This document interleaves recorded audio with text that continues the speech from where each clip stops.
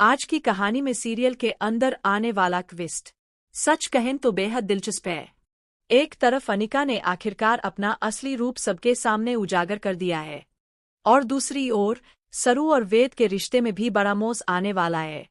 अनिका, जो अब तक बदलने का दिखावा कर रही थी, असल में वही पुरानी अनिका है।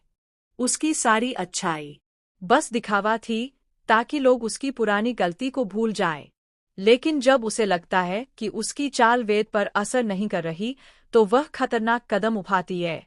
सोचिए जरा, अनिका वेद के ड्रिंक में दवा मिला देती है और जैसे ही वेद की हालत बिगड़ती है, वह उसे कमरे में ले जाकर कहती है, तुम्हें क्या लगता है मैं उस सरू जैसी हूँ?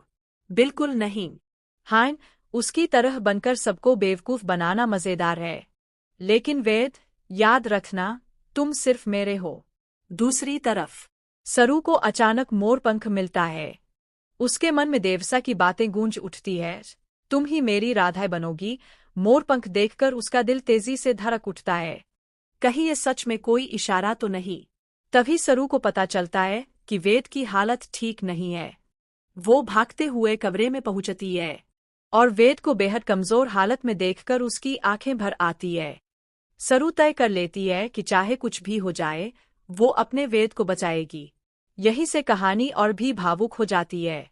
सरू खुद को वेद की राधा मानकर उसकी ढाल बनती है। मंच पर दोनों की परफॉर्मेंस देख वेद बेहद खुश हो जाता है। उसकी आंखों में सिर्फ सरू की छवि दिखाई देती है। लेकिन अनिका, उसकी नफरत और गुस्सा और भी बढ़ जाता है।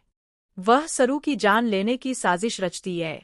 सोचिए, झूमर में कांच के टुकड़े और पाइमर फिट करती है ताकि सही वक्त पर झूमर फूटे और पूरा कांच सरू के ऊपर गिर जाए।